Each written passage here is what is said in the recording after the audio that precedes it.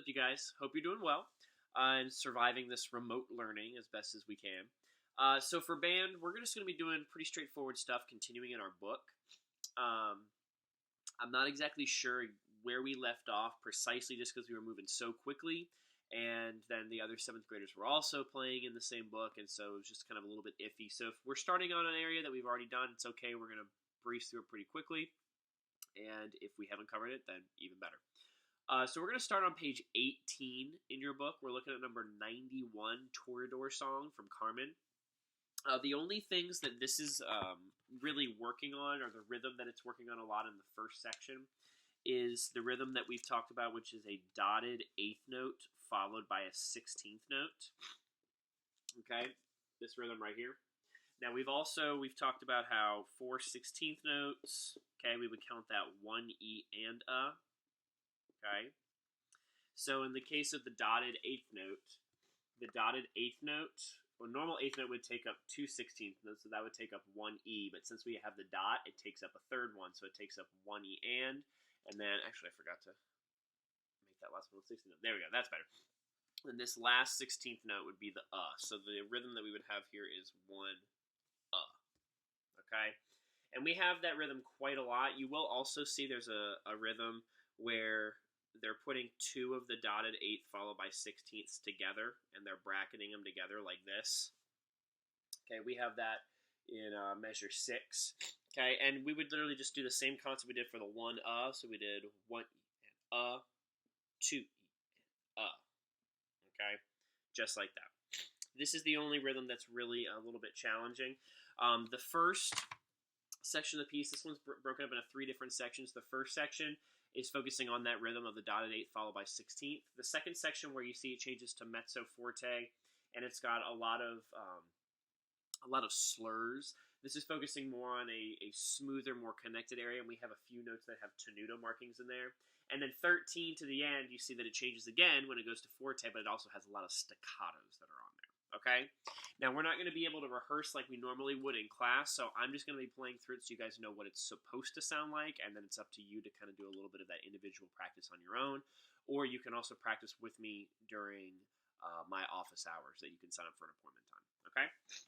Here we go. Here's the Toreador Song. You can follow along. You can play with me if you want. You can listen first and then try it. Whatever works best for you, okay? Here we go.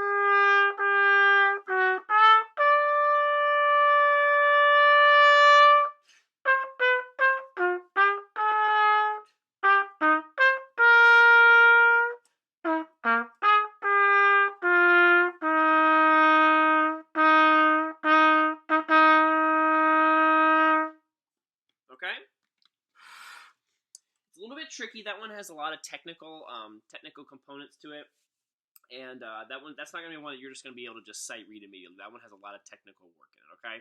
But it does have a lot of important concepts, one being that dotted 8th 16th rhythm, then also just getting more practice between the staccatos and the tenutos, okay? The only other one I'm going to have you guys look at is on page 19, number 92,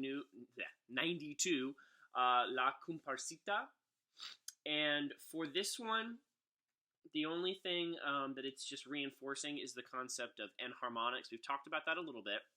We have 2 notes that sound the exact same because they are the same pitch, but not the same note, okay? And we've talked about how we did our whole half-step stuff and showing you guys, going up a half step, down a half step. And for example, if I'm at G going up a half step, I would get G sharp. And then if I was at A coming down a half step, I would get A flat, okay? Because G sharp and A flat are the exact same pitch. They are enharmonics, So for number 92, for clarinets and trumpets, it's showing you guys that A flat and G sharp, just like that example, is the exact same pitch, therefore it's played the same way.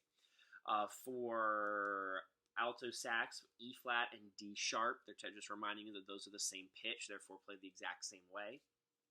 If you look at measures 1 and 2, and then compare it to measures 3 and 4, it looks similar but a little bit different. Your fingers are actually going to be doing the exact same thing.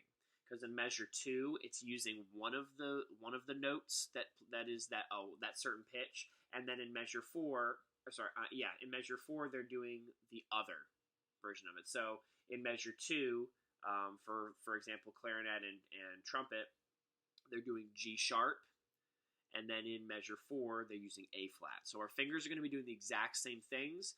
It's just we're reading a different note, but it's the same pitch. Therefore, our fingers do the exact same thing. Okay. This one's pretty straightforward. It does have some staccatos there toward the end that can just be a little bit tricky, and there's a certain amount of rests that are in between. But it is a fairly repetitive one, and it's just trying to get you more practice on the enharmonics. Okay? Here we go.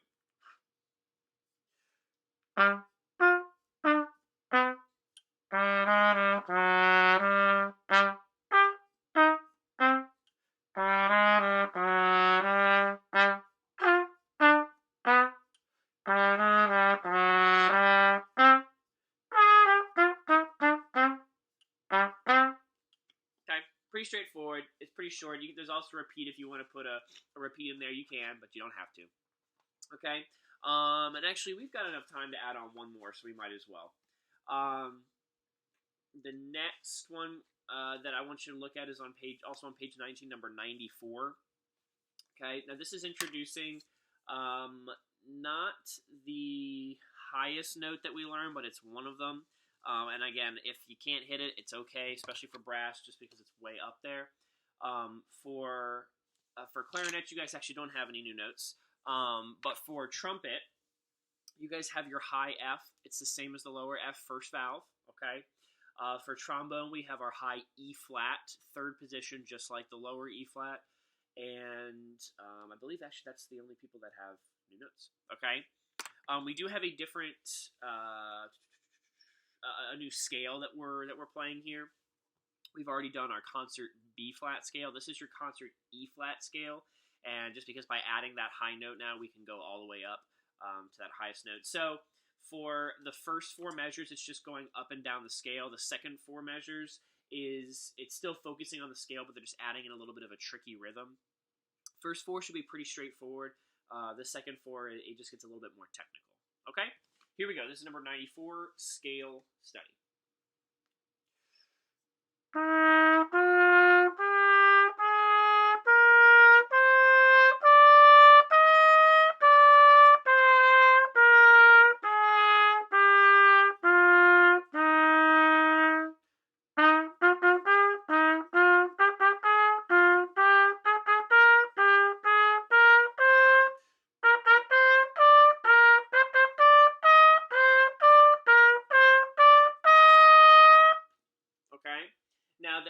The technical component of it is just focusing on the 2 different variations of 16th notes that we have. We have an 8th note followed by 2 16ths, and the opposite of it where we swap it, where we go 2 16th notes followed by an 8th note.